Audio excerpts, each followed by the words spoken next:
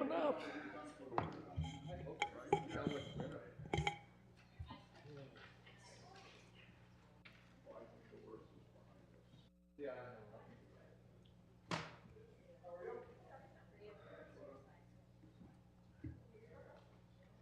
Okay.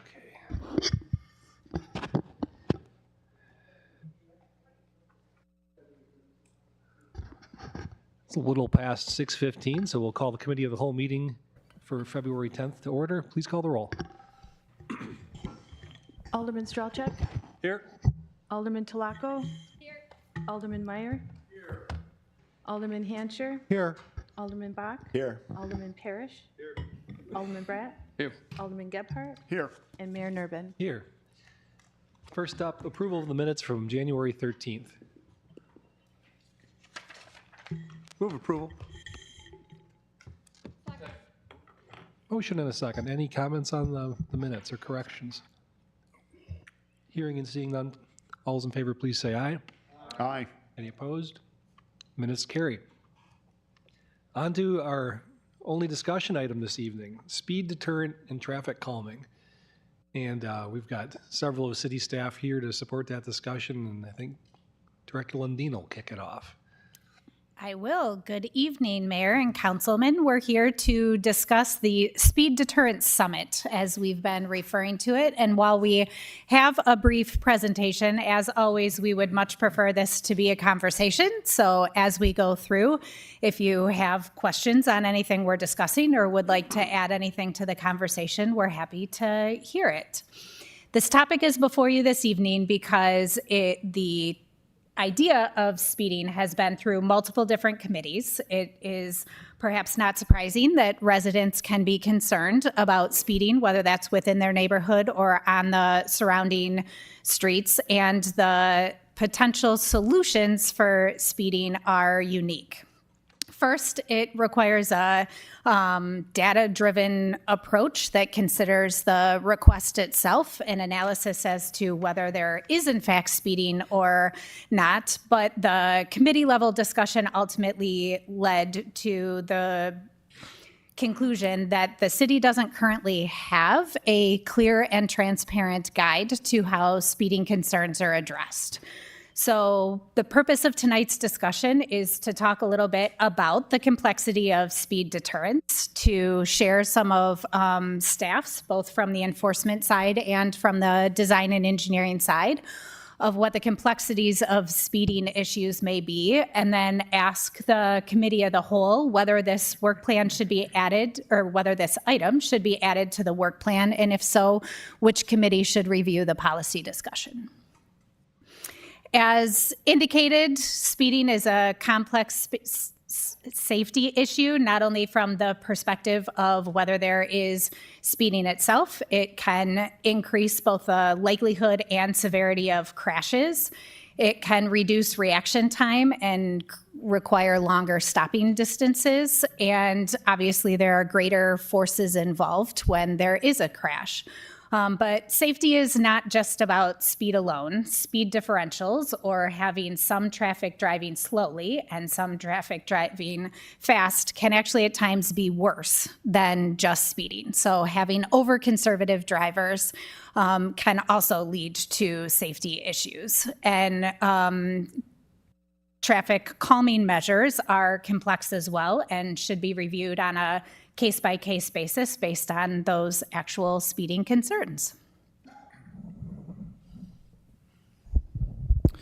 So as Kristen said, each speeding issue is kind of a unique issue, so we need to look at each one kind of on a case-by-case basis and have a data-driven process, taking in both the context of the street, the location, what traffic is actually doing,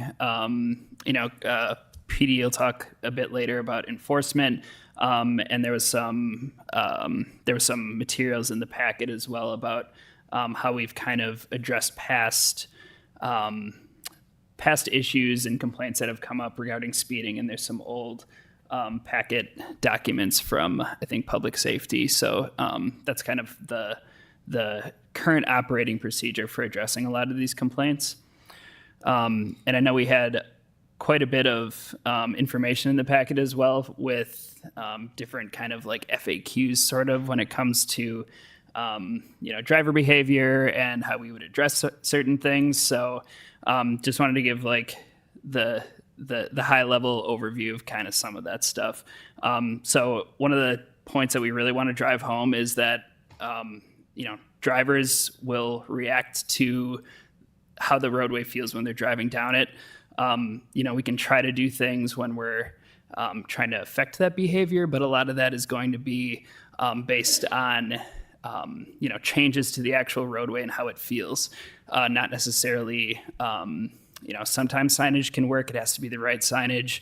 Basically, the point is we need to be sure that we're doing the correct treatment for the right roadway. But a lot of that is just going to be driver behavior when you're driving down the road, you're going to go what feels safe to you, that's what other drivers are going to do as well. So a couple things on what speed deterrence actually means, and what things are in our sort of toolbox on how we can affect that driver behavior. Common categories of those: enforcement, which Chief Riley will talk about. Driver education is a big one, and that can mean a lot of different things. It's something that a lot of other communities usually concentrate on at the beginning of a lot of these issues because it's free and it's easy typically, which every community loves. That can involve things like HOA brochures or like information kind of specific to an area, easy things like that. Temporary speed radar feedback signs, which we currently do, are kind of an education piece. Some other things that other communities do, encouraging HOAs to install like lawn signs that you'd see, just kind of the small ones that they put on private property. And then an interesting one that we came across just as an example is some communities encourage HOAs to kind of have a petition where they send a petition or kind of an agreement around the HOA or neighborhood that basically everyone signs their name on the line saying like, I'll obey the speed limit in our neighborhood. Because a lot of the complaints that we get, and I'm sure you guys get, are neighborhood based, cul-de-sacs, small areas, not necessarily, Mequon Road or something like that. So those things, and then, what you'd kind of think of with typical traffic calming stuff as well. Vertical deflection based things like speed tables. We have our nice little snake going over the small speed bump on the right here.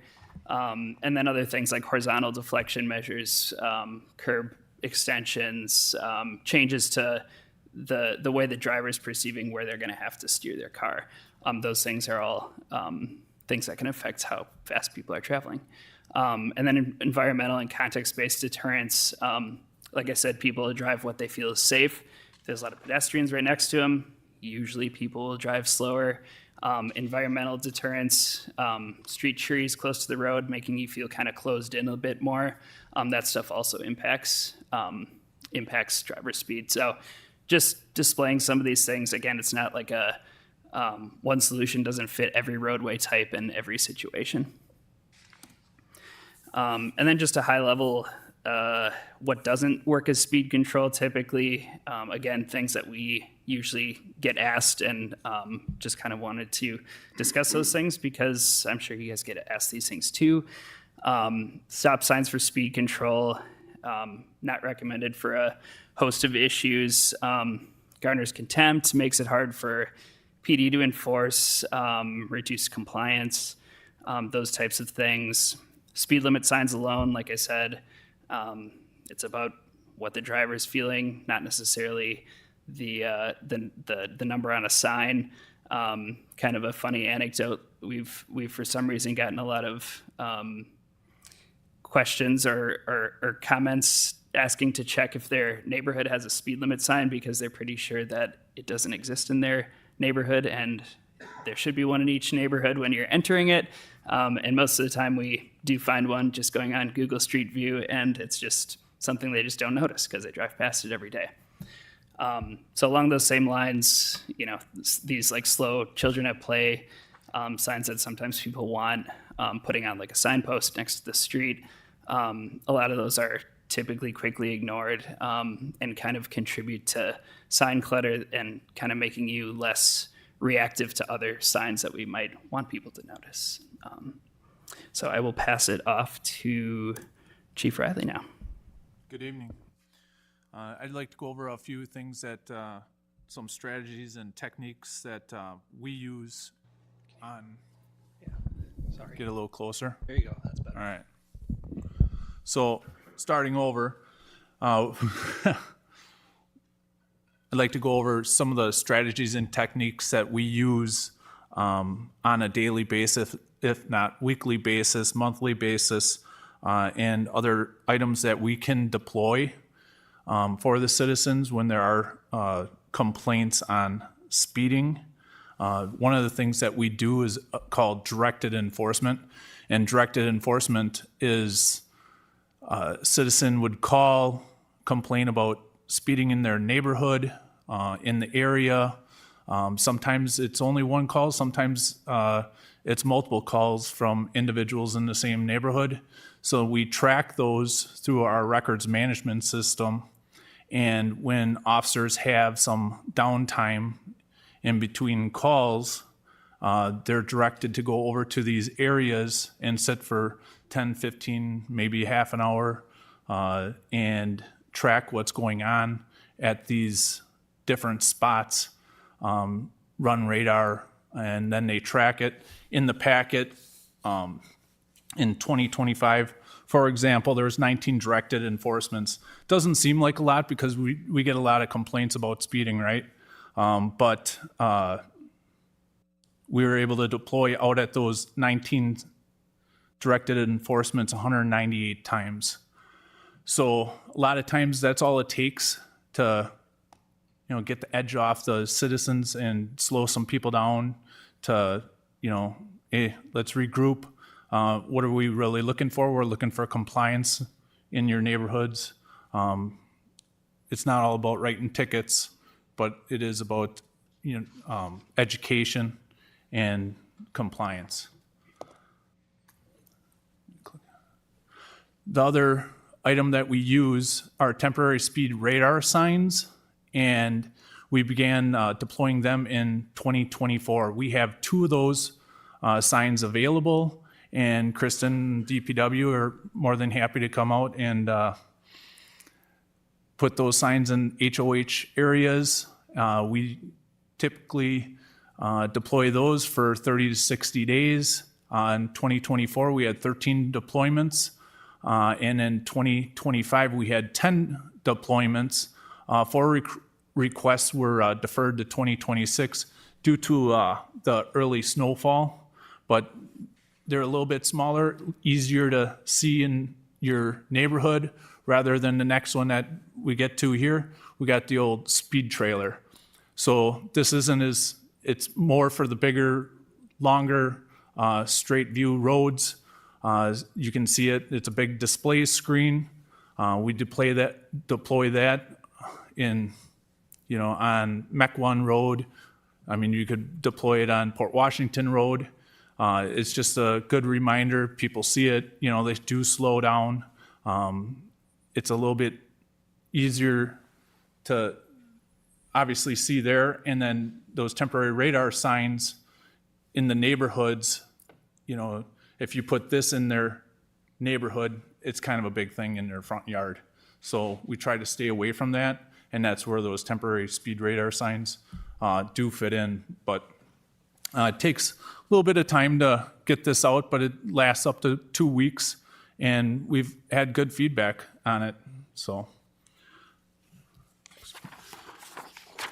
then we have our traffic counter. So if the directed enforcement and speed radar trailer isn't working, we can deploy this traffic counter. It's a speed data recorder. So all we need is a speed limit sign or an offense post that we can screw that thing into, and it tracks, it collects data for us.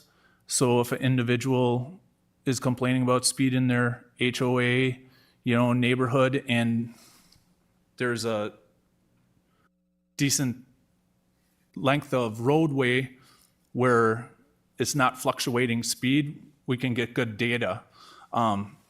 So we've deployed that quite a few times, and then we always get back to the residents and let them know the results. And if there is significant violations, that we would, go to engineering and let them know maybe, hey, we need the traffic counters out here, or, the ropes. So traffic speed enforcement overview, we have officers since 2022. We started, if there was more than shift minimum on day shift, that we would assign them a 7-beat, which is a traffic squad. So then they would go to the directed enforcement areas and spend time in those areas. And it was a good change for officers, just because then they're not taking all the other calls that are coming into the station, and they can just focus on traffic. And obviously we have the options, temporary speed radar signs, the radar trailer, directed enforcement, and then whenever there's also free time, we have moving radar and lasers and stationary radar. So when officers have time on their hands, they can go out and stop cars. So it's not always directed enforcement that we're out there proactively stopping cars, but it's on any road. So you see a squad car, you're probably going to be on radar. And if you see the taillights come on, you're probably going to get stopped. So it's, go to the next slide, please. So looking forward, speed enforcement remains obviously a priority. We looked over the community survey, and speed was high on the list, right? And we're looking into that also, and we take it seriously. So, we do what we can with the resources we have at the police department. We're actually, Captain Heinen and myself, we're in the midst of getting another special assignment together, and this could be a traffic safety unit. We're going to try and deploy a couple officers to that, and this could be full-time. So if we have complaints, in neighborhoods, that officer would be heading out there, and they're not taking the frauds and all the other stuff, because there's officers, believe it or not, that, you get the frauds and you get, the long texting complaints. And some of them enjoy investigating those, and others like stopping cars, So those, it's always good to focus those people in the right area. And this traffic safety unit, I think it's going to help out with that. So like if, we get complaints about Homestead or something to that extent, like they're cutting across or going, through the area when they're not supposed to, doing U-turns, stuff like that. They can be deployed in those areas during those times. And obviously we're always going to be vigilant out there and do what we can to help the citizens and make sure that everybody gets home safe.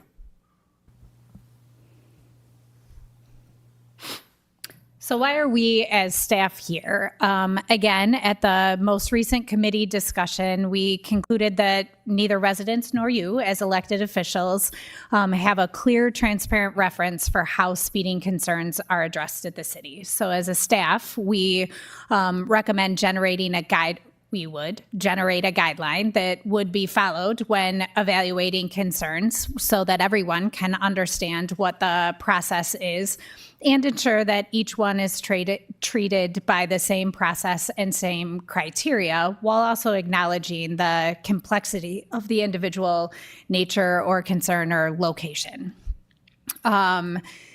If it is the consensus of the committee of the whole to add speed deterrence to the 2025 2026 work plan. We're again looking for direction on which committee the policy should go through. This has been discussed at public safety. Actually, that's where most of the speed complaints go.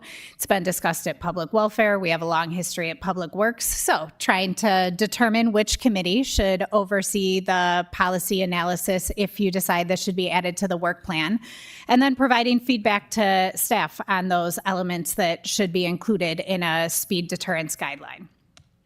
Prior to this, we did certainly look at what other municipalities have done. Actually, I think I repeated myself here, so thank you.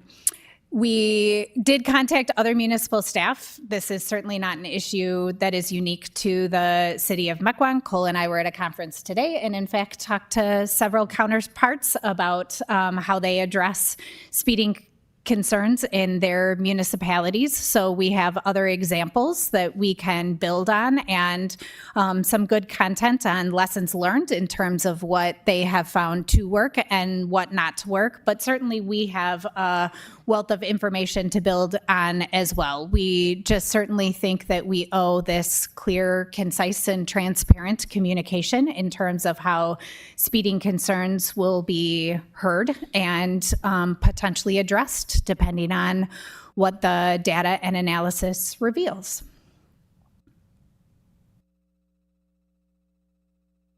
All right. Before we get to input from the council, I had a note passed to me by Administrator Jones here that said that one or two residents may wish to speak on this item. So let's get the public feedback before we opine too much. So if anyone wants to speak about this item, please come up to the podium. And oh, sure. Or yeah, you can hand that in afterwards. Yeah. Just thanks, Cole. State your name, address, and fire away. Is the green light on? Thank you. There we go. Okay. Well, thank you very much for allowing me to speak. My name is Donise Thomas. I am a resident of the Enclave Preserve subdivision. My address is 10711 North Tree Sparrow Drive here in Mequon. I have lived there for approximately 5 years. And when we first moved into the neighborhood was not as developed as it is today. So as the officer was stating, we had one of those truck bed speed signs on Morning Dove Drive to sort of assess the speeding that was happening in the neighborhood. I don't know what happened to that, but a year and a half ago, I did write a letter requesting speed bumps for our neighborhood, and I don't know what happened to that. I have been in contact with my representative, Dale Mayer, who has been very gracious in keeping me abreast of what's going on in the meetings, and so we've had a few communications back and forth. And I am here to advocate for speed bumps in our neighborhood, and I want to tell you why. When we first moved there, we lived on Tree Sparrow Drive, as I said, and it was a dead-end street.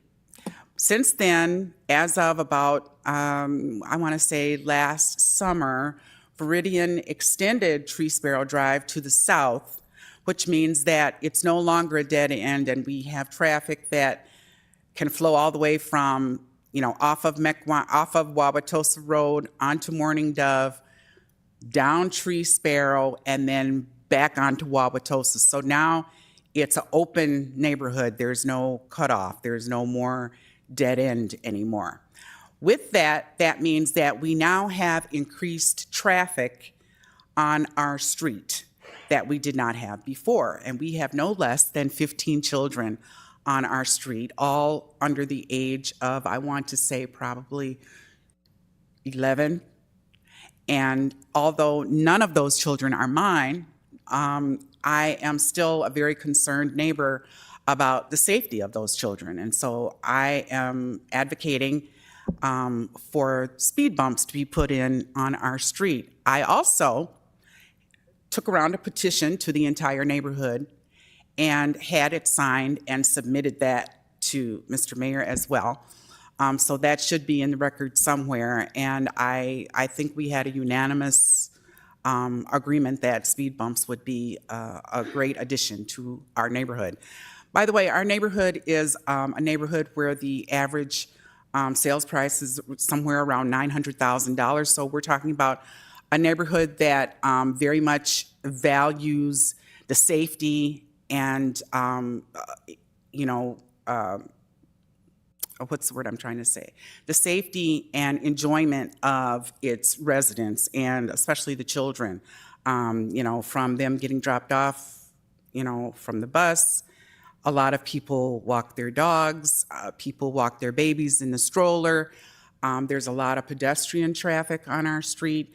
And so I am just hoping that this year or in the near future that we can have speed bumps put on Tree Sparrow Drive heading north to south so that we can maintain the safety and enjoyment of our neighborhood. And I would be happy to answer any questions. I'm also on the HOA board, member at large, so I feel like I would be able to answer any questions that you have, if you have any. Thank you so much for letting me speak this evening. All right, thank you. Does anyone else here wish to speak on this topic? Seeing none, we'll bring it back to council. I think actually Alderman Bach had his hand up first. I actually saw you have a corner of the left eye. No. Thanks for the presentation. It's a complicated topic, and it sounds like it's a topic in other municipalities as well. I think just a couple points. I think a city of almost 50 square miles with limited law enforcement resources, many different types of roads, that speed enforcement's always going to be an issue. And somewhere in the packet, the second point is there was a point in there, a quote, but my point is that you cannot regulate human behavior. Okay, so that's that's a given. The quote was, if the posted limit does not align with how the roadway looks and functions, most drivers will travel at the speed they perceive as reasonable, regardless of the signage. And you see that all around Wisconsin. I mean, in rural roads. I got an email last night from a resident who was concerned about speeding on Oriole Lane north of Highland. It's a straight road. There aren't a lot of houses there, so people drive fast. And so, that's challenging. You really can't regulate human behavior. And on these rural roads, we have a lot of them in the city. Some people are just going to drive fast. Then there's two different types, like the main roads and the subdivisions. And I think focusing on, where the most kind of the safety issues are, Port, Highland, Wauwatosa Road, Mequon Road, long straight roads, Lakeshore Road, some of those, focusing some of the enforcement, some of those, and I know the police department does a good job already in some of those areas. I mean, I see it on Highland just because it's close to me, and now with the interchange, and it goes from 40 to 35, but nobody obeys those signs. I mean, they're driving fast, and they're cruising, and that area is a little more dangerous because you got Oriole Lane School there, and you got pick up and drop off, and so focusing on some of those roads, I think would be good. Then the subdivisions and the cul-de-sacs, you've got not just the residents, but you got the Amazon drivers and everybody's speeding around on those. I think we talked about at one point, and Cole mentioned it, getting the HOAs involved, using road signs, not just like one sign, but, I've seen some places in Cedarburg and places where they'll put like 5 or 6 in a row, slow down or drive. Maybe those are going to be more effective, obviously, than just the children at play sign when you put one sign up like that. So focusing on those different types, I mean, you guys have there's been good initiatives to address the speed, those portable speed signs. For some reason, when I see those flashing, I'll slow down, I'll stop. And, I see that on Green Bay Road when you're coming in Thiensville and it goes to 25 miles an hour. I mean, I'll stop, it'll get my attention. So those seem to work. So enforcement at high traffic problem areas is effective. I like that idea of the police, the enforcement group, just the traffic enforcement. I think that will help. Other initiatives. I mean, the city of Milwaukee has done all kinds of things. I mean, they've got bollards, they've got cutouts, probably more for reckless driving than speeding. But there's lots of things. And are there emerging technologies that can be used? Maybe there's new things that are going to be coming out that you can kind of keep your eyes on. that, I remember in the Phoenix subdivisions, I don't even know if it's legal in Wisconsin, but in the Phoenix subdivisions, my friend, when I had a rental car there last year, he said, just be careful on this road because they've got cameras there and they'll take a picture if you're speeding and you'll get a ticket in the mail. And probably we can't do that in Wisconsin, but maybe there's things like that that are going to be coming out that you can use to kind of help with traffic enforcement. So I think for the point committee, maybe public safety makes sense for this, but you'd have to have engineering representation on there for when that discussion is there, so you could work together and put together a plan. I mean, I think it is a good idea to come up with a policy, a response for residents, because then you would know, hey, and I know you get a lot of calls already and respond to people. I mean, I've called a couple times and people are you guys are very responsive, but having kind of a protocol or a guideline that, shouldn't be too complicated to put together so residents know what the steps are would be helpful. You might want to talk about the resident who talked about speed bumps. And there's speed bumps and there was another, something, the difference, because I used to think speed bumps were the answer too, but then when I learned more about speed bumps, there was something else. Speed bumps seemed to be effective like in the Homestead parking lot, but on the roads, there was another term that we talked about. I can't remember what it was. Yeah. So there's three things: speed bumps, which again are parking lots only. You don't want speed bumps anywhere else. Speed humps, and then speed tables. And speed humps are what we have in a couple locations in the city. Speed tables have an actual plateau. So depending on where they are, that could also facilitate like a crosswalk, for example. So you could have a speed table. So yes, I think we generally understand that when people are requesting speed bumps, they really mean speed humps or speed tables, because speed bumps would not be impactful on a street. It would maybe make you rumble a little bit, but it wouldn't actually, well, it doesn't have to slow you down. So unless you have some of that driver psychology, you could drive just as fast over those speed bumps as you did if you didn't. And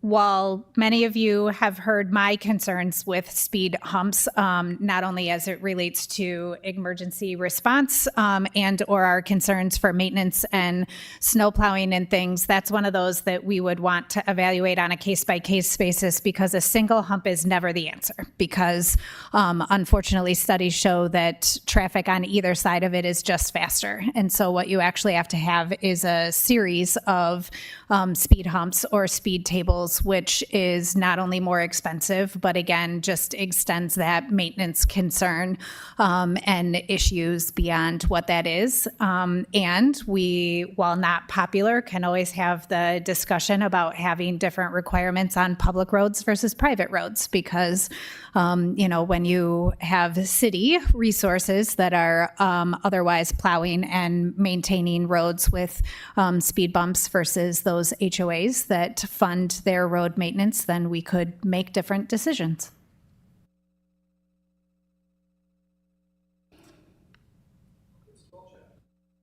Microphone's off. Alderman Strelchak. Chief, I got a question for you. So this task team for speeding, would that be additional resource, or do you have time within your current workload to be able to, have people just working just on that? So how that would work is that we have to do a study of our department and redirect some of our forces to a speed, or not even a speed, a traffic safety unit.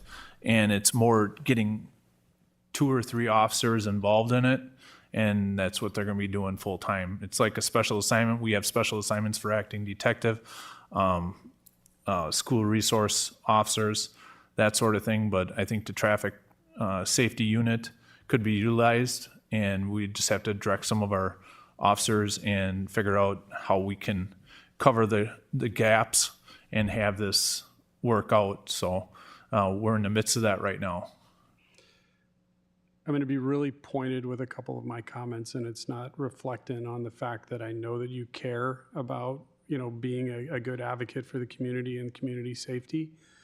You and I have worked together on several different speed requests that I've had within the district, but as the alderman with the largest land mass and the most open space, When I have speeding problems, mine are the most extreme out of, other people. I got people exceeding 70, 80 miles an hour down country roads, or seeing how fast their car can go if they think that they can get away with it. And I've got some pretty serious unsafe situations. Your commentary earlier in your presentation, as you were talking about how you allocate people to speed enforcement, the entire conversation ran around as we have time, as we have something. There's nothing pre-planned. So your discussion at the end on having people assigned to it is long, long overdue. We haven't had people assigned to speed enforcement, and speeding is the #1 complaint that I get in my district on a regular basis. When we've had people go out, they've been for a short period of time, and it's as you have available. They're not out there typically on a month-over-month basis, and there isn't a report back from an angry resident that calls me threatening to go in the middle of the road with sticks or stones, or handle the enforcement themselves. I've obviously coached that particular resident into not becoming a legal liability themselves and risking other people's safety to a further extent. But that's where some people are going because they don't feel that they're being heard. I'm fortunate enough to have one of the speed monitoring signs on Bonnewell Road near my home. Kristen and I talked earlier on. She said that there were 10 areas in which were assigned for that speed sign, but you only have 2 signs and you rotate them around. My request from Kristen when I talked to her, I think a couple months ago when we requested to have this brought, forth to committee and potentially committee of the whole, was what is the cost of these speed signs that we have currently? Do we know that number, Kristen? It's cheap. He gets. Yeah, they're around $3,000 a piece. Okay. We have 10 locations and several other that have requested it. 30 grand for all 10 locations, plus identifying several more, as we would maybe rotate those in and out, is about what, with salary and benefits, about 1/3 of what an officer's salary is. And we've shared that that's got proven results based on other aldermen's experience. I would also invite you, as we look into these, I've put a lot of road miles on with work in the past couple years. I'll tell you, the speed enforcement signs are the ones, they flash, but they flash, red and blue if you're speeding. And then God help you if there's a white flash of light that comes out of it, you think that there's a camera in it. It would be nice to, A, have a camera and get a database of the people that are 15 over and above on a regular basis so that we can have that in a database so they don't get a warning if they get pulled over. Or find some way to, via camera have, send them a ticket. I think cameras violate state law, so you're stuck. But the flashing white light, I'm just sharing with you, my experience. I was driving west going through Illinois, came in on road construction. Honestly, got a phone call and was reaching down. I was distracted, looked up and the speed limit had dropped, and there were one of those signs and it flashed white 3 times, and I sweat for the next 50 miles driving down the road. Am I going to get pulled over? Am I getting a ticket in the mail? I'm in my work vehicle driving to, a place. My intent is to stay at or around the speed limit. So I'm going to share with you that actually, does have some extra tooth. So as we're looking into those things, that's another area. I think the neighborhood education is a great outreach. I think if you have an officer sitting there with a car giving tickets, we're going to get a reputation really quick. Sharing a little bit of city history, I think you've lived in the community for a long time. I remember you have as well. I've been here since the 70s. And I had a place across from Oriole Lane. The officer would always sit in the Oriole Lane driveway. So as you'd come down that road, everyone knew to not speed there. That's been less and less frequent. If you drove in Grafton would pull you over even for 4 miles an hour over. So there was the warning, and the parents would talk to all the teenagers, you're going to get pulled over. If you get a ticket, you're going to lose your license. Really heavy and strict, just kind of pull over, and even with warnings. In those situations, you can't issue tickets, but they had a reputation that you just simply don't speed in Grafton. I think that's excessive for our community. I do want to highlight that, but I think once we have people out in the street and there's a few more tickets that are issued, I think we're going to have some pretty good strength and and self-control that's going to start, kind of coming into place as people drive through Mequon and they realize that Mequon's serious about speed enforcement within our communities. Those officers sitting doing traffic also show it's a good public safety message. You got people out watching the community, whether it be traffic or otherwise. They're in the community, available for an emergency call. They're already in their car, the car's warm. And there's some other advantages in that space. So with that, that's just kind of my statement. I saw Kristen kind of shrug when we said put 10 up. I really don't want to debate how many we have. We just don't have enough. My neighborhood has requested multiple. I've had people offer, as we look at policy, they're willing to write the check for these. $3,000 is a pittance for some people that are concerned about their kids or grandkids playing it, outside on the street, and they're happy to write the check and put it up there year round. And then if, when it comes back for maintenance, if we do outreach to that same person and or, find a policy on replacement and maintenance on that unit, we can research it in that way. But those are key and critical, and we just simply don't see them enough. So just from experience, thank you. Alderman Meyer.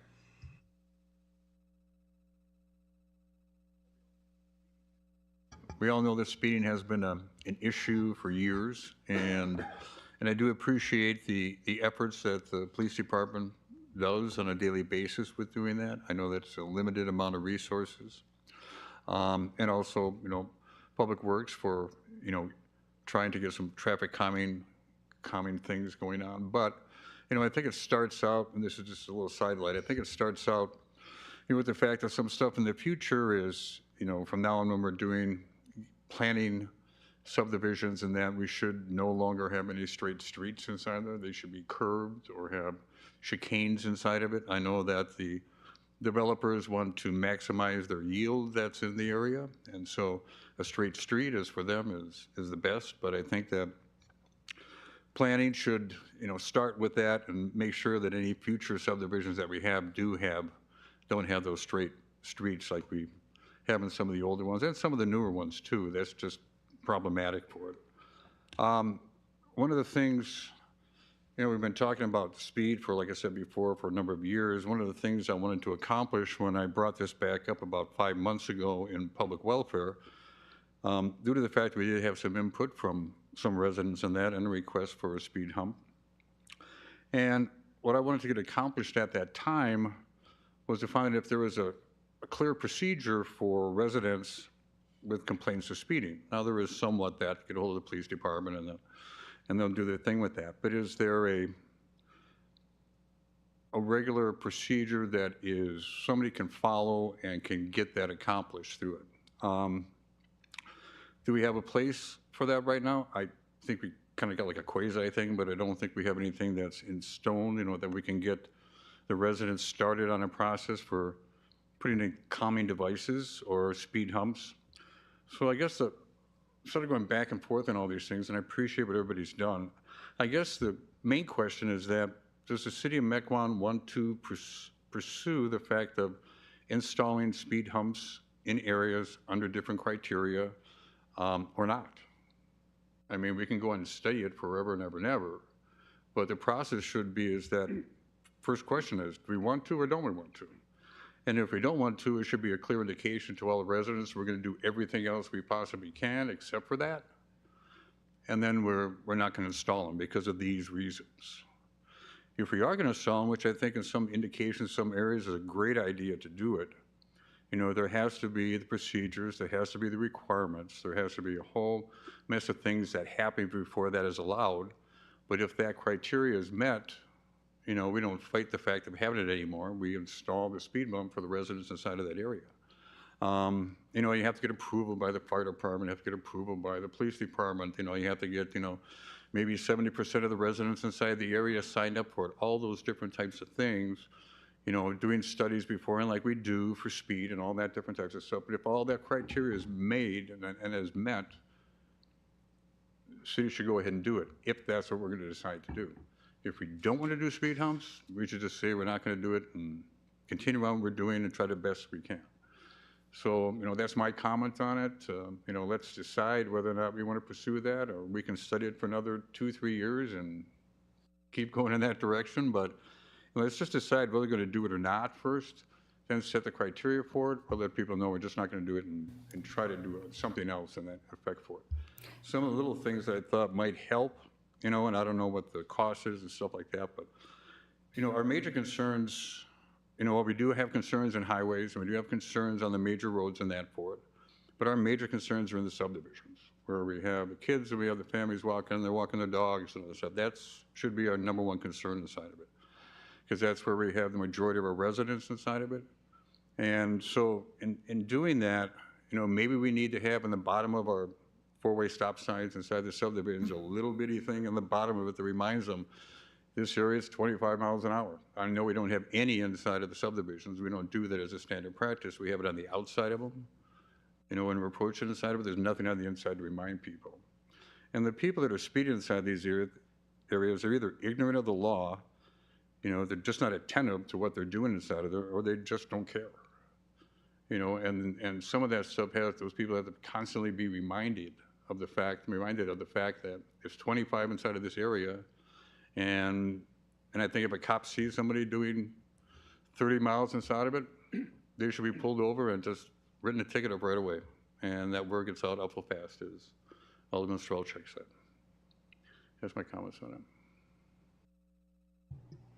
You're absolutely right. In many cases, people just don't care. I've got a neighbor in my subdivision that I've called in a couple times now, and it's clear they don't care because they remind me I'm number one every time they drive by my lawn and I'm out there. So you can use your imagination to how they remind me of that. Alderman Parrish. Sure. First of all, thank you to Alderman Meyer for your leadership on this subject and pushing us to talk about it in our committee meetings. Thank you to staff for your holistic, process-driven approach. It is a good way to look at it, high level. To answer Alderman Mayer's question, I've long been interested in, I now acknowledge it wasn't speed bumps, it was tables and humps. And I've always listened to Director Lundin. I respect your opinion. I get that people speed up before and after. But just as time has gone on here, I really don't see too much of the problem with them. I think, first of all, we should differentiate between private roads and public roads. So if a subdivision owns their road and they deem that they want to pay to put in a hump, that seems okay to me. I mean, they should get an approval too and do it to code, and they can break their snow plows or what have you and maintain it. Then there's the subdivisions.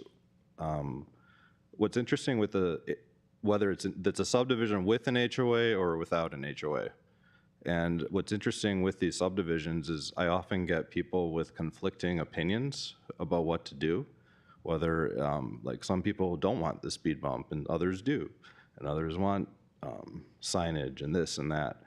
So it's really hard to get consensus. So one effective policy I've always done when I get a call from residents is like, look, I want to support you, but if I'm going to kind of get behind this neighborhood, I need consensus from your board. And so I do think that all requests, certainly from an HOA, should have, I mean, that's what the boards are for. They're the elected officials for that whole neighborhood. And so I think if anything is to proceed, I do think the HOA board needs to consent to it. It's a good process.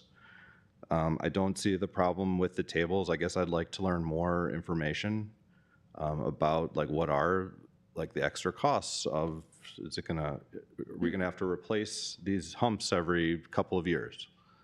Is it gonna affect our equipment? What are the dangers of them? You know, and what Director Lundin said made sense. Like, I get that if you put one up, then they're just gonna speed up after, so you actually have to do successive ones. And I understand that it's a slippery slope. If we do it in a couple of neighborhoods, then all the neighborhoods are gonna want it. So there's a lot to unpack here. I think this, to Dale's point, it could be really short if we don't want to consider those, because I think that's what most of us are interested in, and I would be interested in learning more. So, thank you very much. Can I ask why it's only speed humps? I mean, there are dozens, if not hundreds, of traffic calming measures. So why the hyper focus on only considering if there are speeding issues that the solution would be speed tables? Well, well, first of all, that's what our residents automatically will jump to. That's the most logical thing that will slow any of us down. We're all scared about flying off of the bumps. But if there are other measures, I thought that's kind of what tonight was about, to kind of go over all the different measures. So if there's others, I'd like to hear about it. The technology is interesting. I'm just kind of worried about this like police state where we're taking pictures of everyone's cars and monitoring. I just don't even want to go there. I get that it's against the law. You can't do that anyway, so it's not even a I just think the whole technology thing is not the right way to go, at least not now. We're already doing the traffic calming with our road designs, so I think we've already. We are not. I think that's the point that we used to for a while. There was Yeah, we have subdivisions in no the past- requirements to do traffic calming with our road design. There's some subdivisions in the past that were laid out with those intents, Yeah. and we've gotten away from it. I wouldn't want to force like non-straight roads if that's what makes sense, but I get that it's a good policy and meandering and all that good stuff. So, what else would you recommend Again, to us? Like, how do we react? How do we? The chicanes, they're not really traffic circles, but for those that are on Planning Commission, remind me the name of the subdivision. What's a Riverland chicane? Meadows now they have a rather large straight road, and they essentially almost have a cul-de-sac in the middle of it, but it doesn't terminate. So the traffic on this straight road will have to actually go around an island in the road. So they won't be able to speed just from one end to the other. There are impediments. So there are certainly things we can do from a design standpoint to require. And no, it doesn't necessarily have to be a curve. It can be that if you have a straight road beyond a certain distance that you have to implement, and we can list a number of options. It doesn't have to be isolating in terms of what the options are. So if a modification to design standards for traffic calming measures is one of the things that we want to consider, we could. And I guess I'm just concerned with the hyper focus of speed tables, where that may not always be the solution and may not be the best solution. And if we're allowing people to only request that and then say, under these conditions, that is the solution, when that may not be the best solution for that location, that number one, we could cause more public safety issues than what we even have with the speeding to begin with. So I'm just suggesting we have a data-driven process that would, number one, validate that there is an issue, because unfortunately, if you looked in your packet, we have a lot of speeding concerns that we do the analysis and there is no speeding. And so we would want a data-driven process, first of all, to validate that there is speeding, and then to look at the complexities of the specific location and determine what the potential solution would be. I'm just concerned pre-describing what that solution is, that it may not be a one-size-fits-all answer, and therefore, unfortunately, we may be spending money on things that don't actually solve the problem that is being brought to us. I do want to add just one more thing. What you just said was actually really interesting about the community development, and it is not one size fits all. So we could have some kind of policy for new subdivisions where, like, they need to demonstrate that they have some traffic calming policies in place, whatever they deem them to be, whether it's wider streets or turns, or that should be part of our design specifications. I think that's a great idea, and we don't need to say, here's what it is, but we do have the issue of retrofitting all of our current roads or trying to address the concerns, and your idea for a data-driven process where we're treating residents consistently and we're documenting is totally the right way to go. So thank you. All right, I see a couple others who want to speak. I'll interject. We're probably not going to solve the whole speed issue tonight. I think one of the things we have to commit to by the end of this item is to direct staff to work on this in 2026 or not. Seems like we're trending towards yes, but we'll take a straw poll shortly. But let's get through a couple more feedback from Alderwoman Talaco. Sorry. I just have a couple comments. Can we do like rumble strips? Rumble strips are typically for lane management, so they're usually more and or concerns with visibility of stop signs. So sometimes in like foggy or more rural areas, they'll do rumble strips almost like stop bars ahead of time to make people be more aware. I'm not sure how they would apply for speed control just because of how our roads are built, unless you had them ride down it the entire time, which my guess is would be very loud for anyone that I lives was in more a thinking subdivision. of like, They're loud. like a patch followed by like a couple patches, because, you know, it catches their attention. They're like, oh man, and you don't want to go fast over them. So I was just curious if that's an option. I'm trying to think outside the box here. I think I would be in support of creating some policy going forward, but I do think in the interim, this all takes time, that it's a no-brainer that we would purchase additional radar signs that could be put up in the community. That would be something that we could do in the here, now, and also monitor that progress, because if that's what we need and we need to rotate those around every now and again instead of doing all these like speed tables and stop signs, and maybe that is our solution. Maybe we just need more of them. Maybe we're thinking too hard about it. So I think that we should see how we could come up in the budget to purchase additional so that we can get a bigger presence in the community, grab some more data while we develop a policy. I also do think that going forward that with new developments and stuff, we should probably put some kind of calming traffic type thing so that we don't keep kicking the issue down the road. And again, this is mostly in neighborhoods. Some of the biggest offenders probably are the people living within the neighborhood, right? So sometimes that is canvassing the neighborhood, reminding people, hey, we have children, and doing stuff at that like local, in your community level, where it's like, you know, a lot of times it's people that are living right next door to you, like, hey, I saw you pull in yesterday, you're going kind of fast, you know, just dropping nice friendly hints to your neighbors is not always a bad thing. And then lastly, if HOAs can install their own, let them. If they want to pay for that and do the cost, I think we should be able to include that in our policy, but obviously have a limit. We don't need 30 signs in a small area, so we would have to still have some thoughtful planning with that. But if they want to purchase one or two and that helps within their neighborhood, we should highly encourage residents to be able to take that control, take that action, and move forward. Alderman Hancher. Like all the other older persons, I always get phone calls about speeding in subdivisions. And I think that's where I think most of the complaints are from, is subdivisions where there's a lot of children on the streets. And I see it, I'm retired and I walk my dog in the morning, noon, and night, and I can tell you there are cars that are going really fast. They are speeding. And I can see where a child can dart out into the streets and it takes there'll be a terrible accident. So I guess I look at it this way. I guess just for clarification, do you get a lot of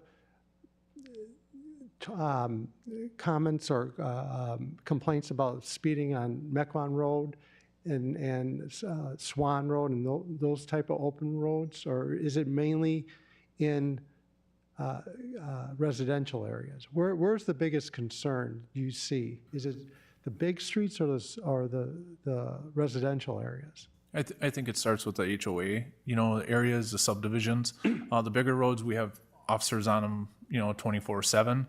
So they're always monitoring the speed and that sort of thing. But the HOAs, I mean, they could start with that. Email everybody in the HOA, slow down. If it's Amazon driver, if it's a UPS driver, call them in. They have GPSs on their trucks. You know, they'll take care of it.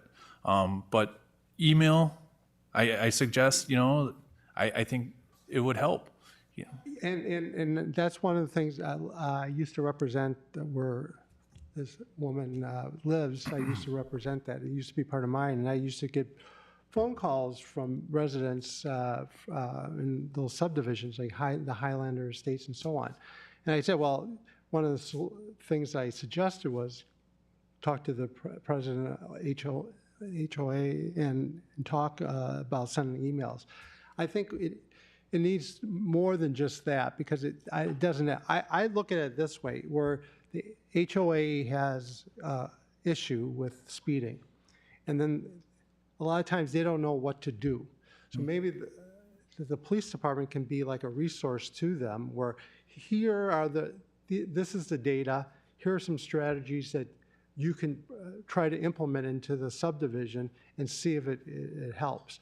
Like, for instance, you could, like if they did wanted to purchase a speed sign, electronic speed sign through their HOA, if that's possible, that could be one option. Or what are some other techniques that they can use in order to alert the residents that it is 25? So I look at it this way, where the residential areas are the major concerns, and if the police can operate where maybe they can go to the HOA and at a meeting saying, here's the data, here are some things that you can try and try to implement, and see if that works that way. I know, you're right, there's the Amazon trucks and FedEx trucks and UPS trucks. I see some going the speed limit, but others are just going really too fast. They're trying to make their deliveries, and I'm afraid that one time it's going to be an unfortunate accident. But I guess I look at it concentrating on the subdivisions, because that's where the most complaints that I get from, and then the police, public safety as a resource for them, and maybe the police or public safety reaching out to the HOAs and saying, hey, if you need help with trying to help the speeding, we have resources for you, or some suggestions. Sorry, Alderman Gebhardt. Great, thank you, Mayor. I think I want to come back to what your original ask was, and your original ask was not a discussion around what the solutions are, which is where this discussion has gone. Your ask was whether or not it should be added to the work plan, and from there that can lead into other discussions, right?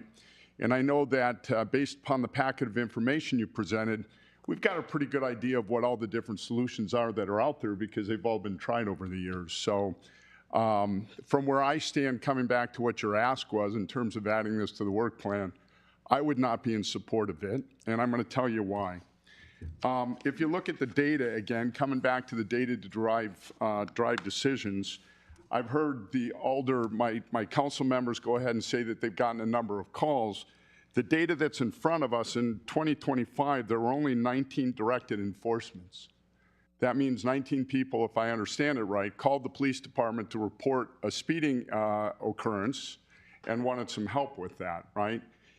If we go back to 2021, that number was 34. If we go to 2022, it was 33, 38, 23, 18. It's the lowest in 5 years.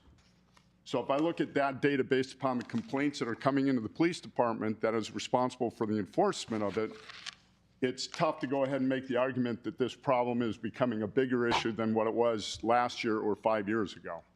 And so that is one of the reasons why I wouldn't go ahead and add it to the work plan until I saw some sort of data that would suggest that this is becoming a bigger problem. What it would suggest to me is that potentially some of the different techniques that have been, or approaches that we've gone ahead and implemented are starting to work, right? And so let's continue to work with some of those solutions, and maybe there is an education process.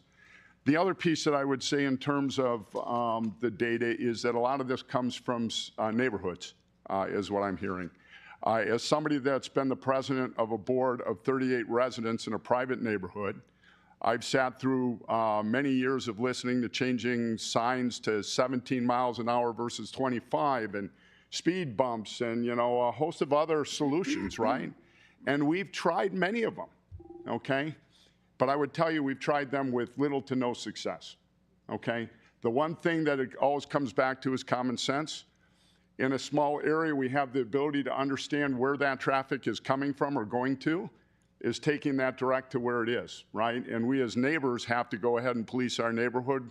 And the more we get involved in trying to take that to our neighbors and bringing that to their awareness or putting it out into a group email through the HOA or whatever the case might be, that's how we've had success in our private neighborhood in controlling speeds, not because of other secondary measures that cost time and money, and we've had a lot of great suggestions and all that, but it's a difficult thing to fix at the end of the day, right?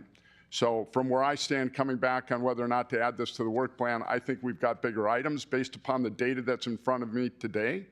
If that data changes, certainly I might be more in line with going ahead and looking at this a little bit closer. Thank you.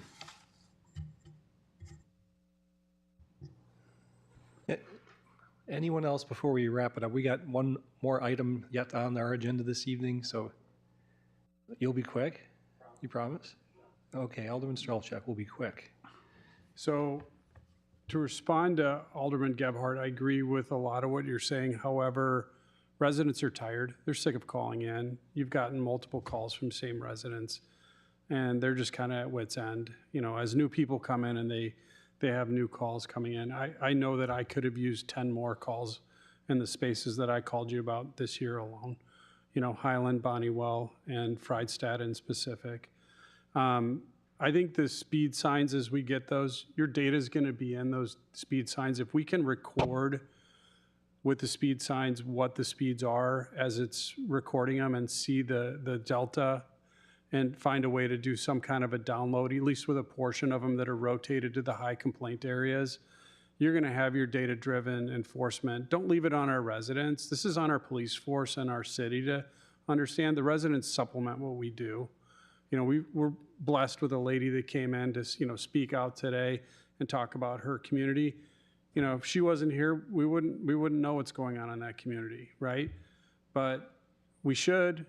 You know, it's our job to know where we've got safe areas and where we don't. And, you know, that's on us as a community to, you know, keep in mind. So, again, reinforcing the signs, you know, versus the speed humps.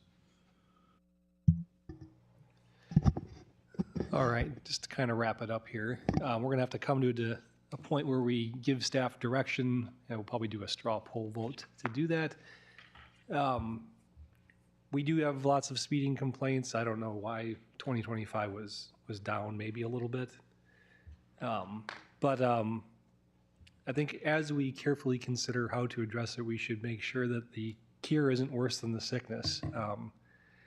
There's a stretch of road over by where I live on La Crusta. It's got 3 stop signs in a row, and speeding is horrible because people are annoyed they have to slow down for the stop sign. So they slow down, they slam on the gas and speed up to the next one, and it's over and over and over again. And the same thing does happen with speed tables too. I think the only area I'm aware we have them is out on the way to River Club if you're coming out of Thiensville, and people slow down, and then as soon as they're done, they slam on the gas and they're off to the races. So they tend to work right where they're at, and then they don't work on the other sides of it. So and they chew up plow blades at $20,000 a pop or whatever the going rate for a plow blade is. And trucks. And I will just note the only other location, because it was a private HOA request at the time and then became a public road, is Stonefield subdivision on Justin Drive. Yeah, and they're not without their own safety issues if they can sometimes cause accidents. Stonefields had the issue that everyone would drive around them, and so they had more issues with it. Driving in the shoulder to get around it, yeah, that's pretty common behavior too. So, as a straw poll vote, I'll just caution, if we agree to take this up this year, I don't think it needs to be an exhaustive process either. It should probably go to a committee, spend 2 to 3 months there tops, and get out. And if we can't do it in 2 to 3 months, we're screwing something up. At most, there should be a process with how to deal with these and maybe some guidelines for what measures the professional staff deem effective in certain situations. And I think most of that can be generated by staff without a whole lot of input from council, because we're not traffic professionals or law enforcement professionals. So with that as a guide, straw poll vote who would like to see this taken up in some manner to create a brief, compact, understandable, straightforward process that doesn't take a whole year to put together. Okay, there's 4, 6. Okay, we're 6 out of 8 of the aldermen, so there's a majority consensus. I just would, who thinks it should go to public safety versus public works? Because those are our only two choices. Public safety first. If you believe this should go to public safety, okay. Okay, at least we're in agreement on that. So public safety will take this up. I would hope that, well, it'll be a joint lift between public safety and public works professionals to put this together, but I would endeavor to not spend the whole year on it is good guidance. If we can get a process that tells the residents how we deal with things and gives us some guidelines to categorize the severity and what, based off of conditions, the recommended approach to dealing with it could or should be with some clear guidelines, I think that would go a long way. And I think we'll never get it perfect, but we can make it a little more straightforward and better, and shoot for making it better and not perfect, because we'll never get done with it. I think that's the one thing I don't want. It's if we spend 2 years or a year or two on this, we've failed. But I don't think it should take a ton of time. Let's just see how it goes, and if after 3 months, 2 or 3 months, we can't converge on something, maybe we have to reevaluate if it's a wise use of time. We will do that. I will just ask for a little bit of time for us to react to what tonight was. So we will go to public safety. It just may not be in March. So we'll start the clock at a later date, Yes. and then we'll spend 2 or 3 months on it. That's fair. We have added it to the work plan, just not to the agenda yet. So Noted. Okay. With that, I think we'll move on to the next item. Resolution 4263, a resolution approving permit fees, hours of operation, and proposed regulations for the city brush site starting calendar year 2026. The long-anticipated new and improved brush site.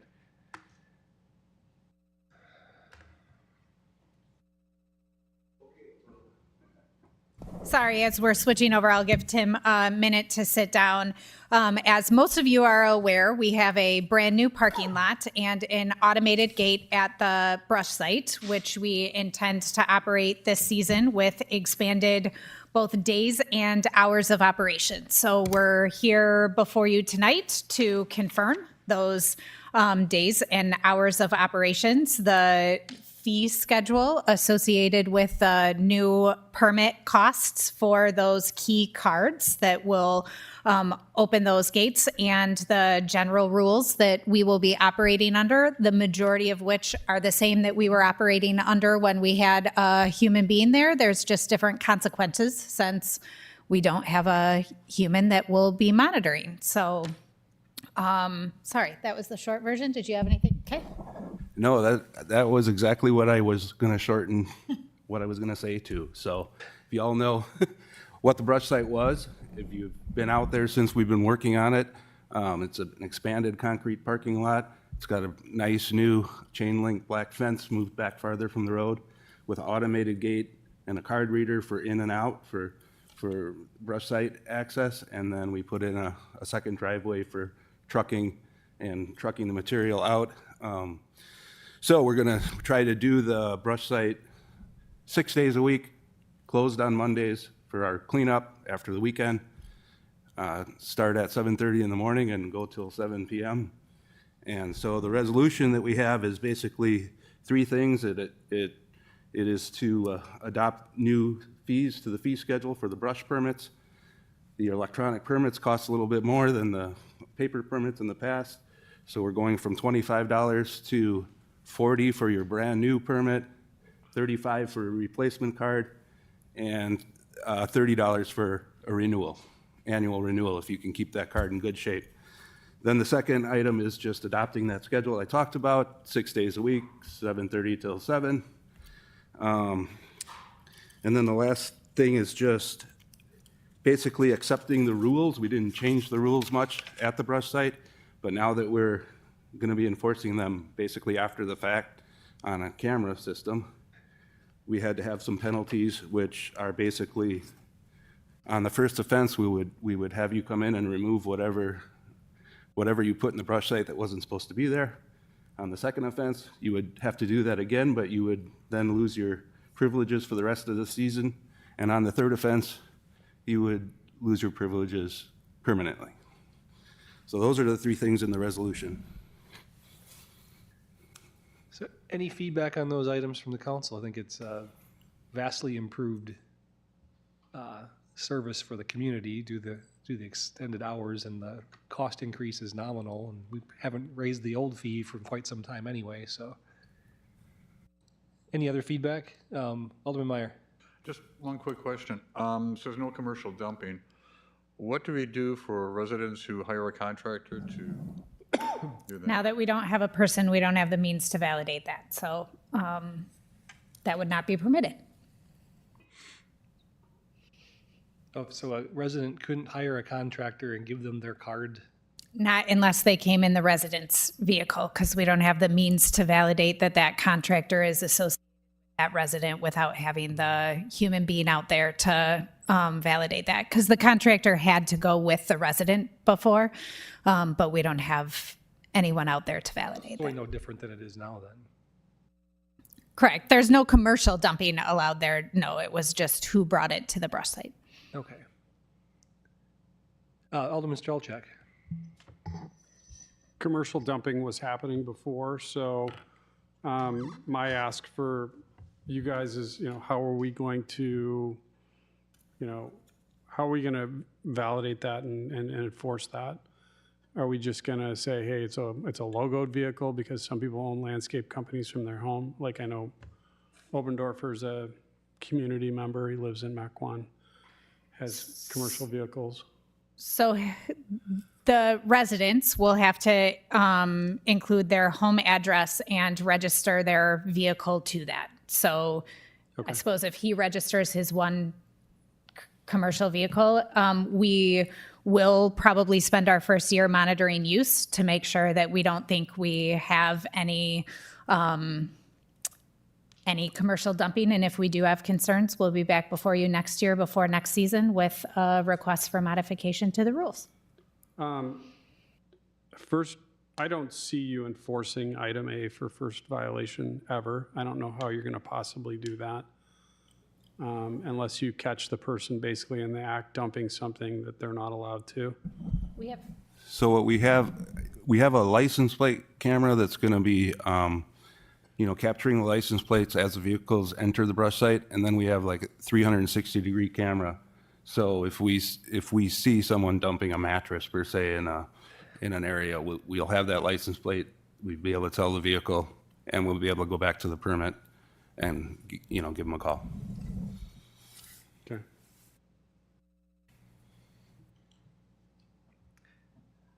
Good luck. Alderman Talaco. Just a question. So when you say 12-inch diameter, what was the basis on that for the logs and stuff?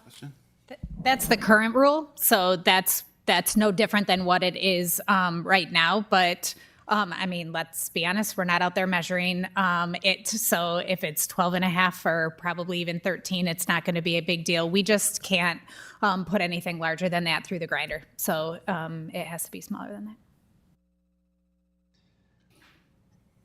Alderman Gebhardt. It seems like what you put together is very reasonable, so I'd be in support of it. Is that a motion to approve? Motion to approve?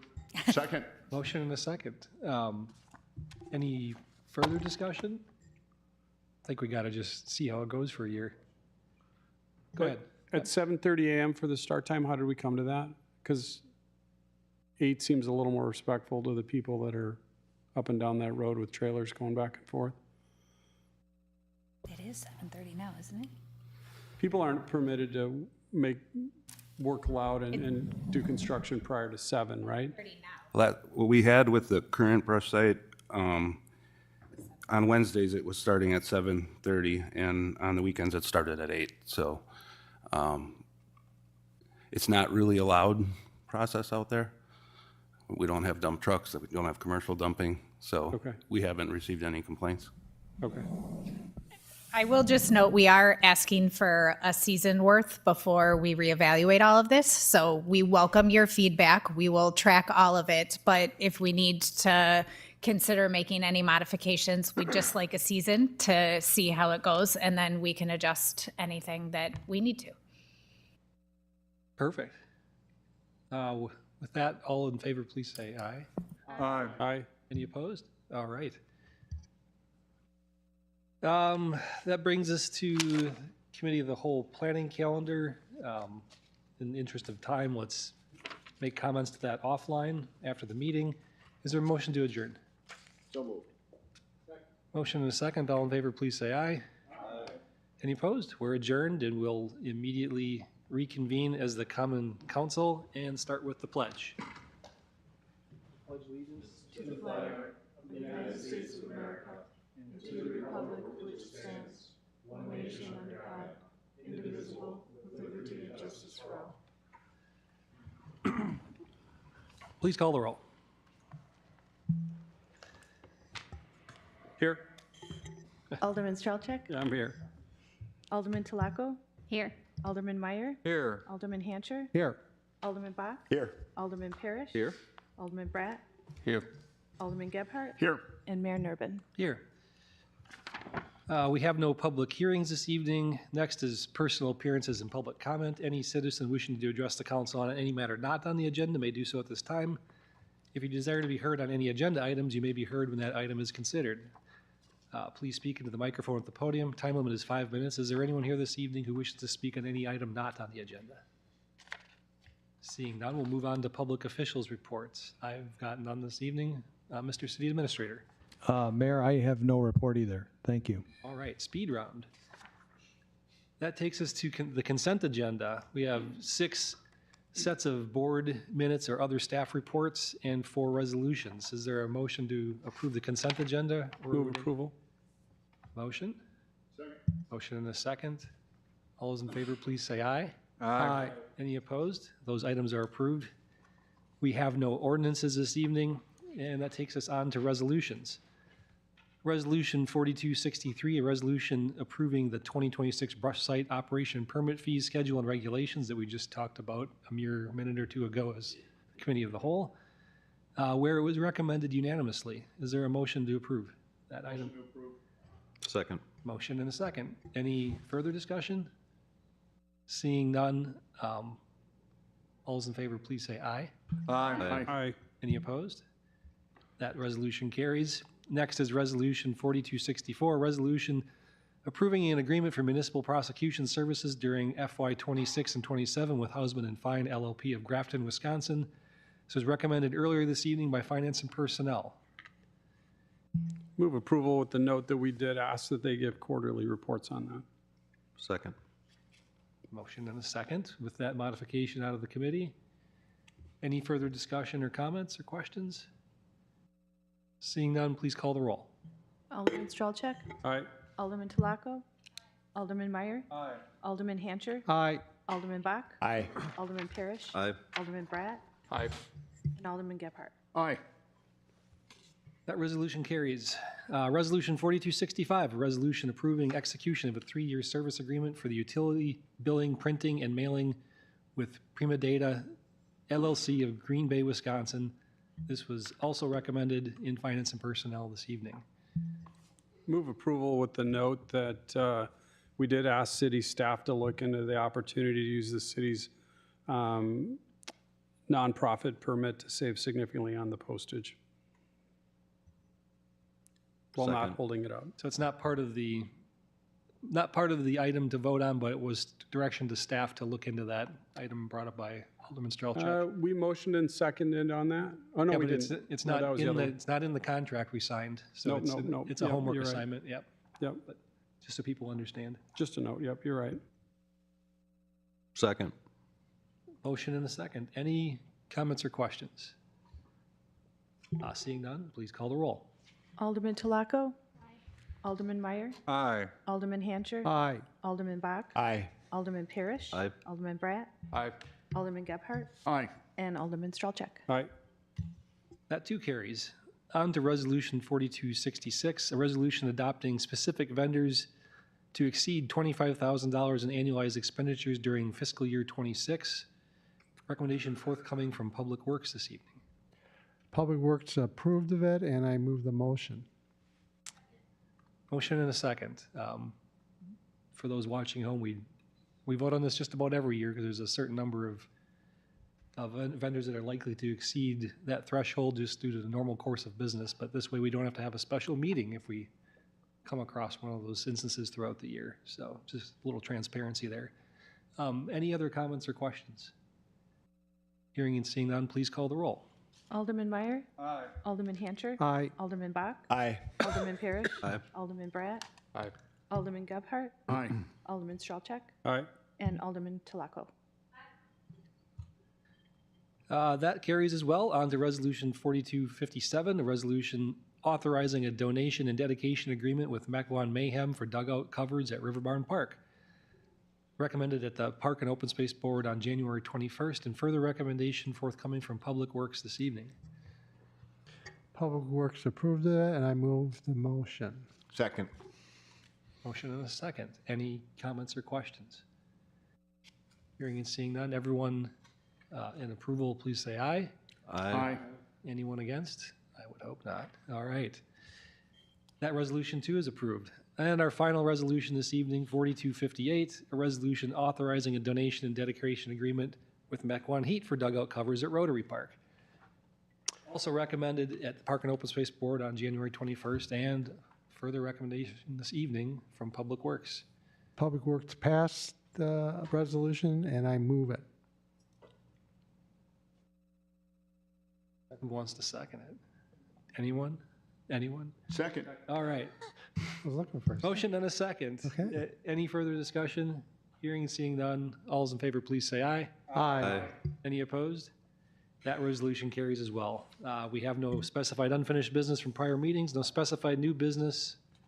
Is there a motion to adjourn? Motion and a second. All those in favor, please say aye. Aye. Any opposed? We are adjourned. Thanks, everyone, for a 7-minute council meeting.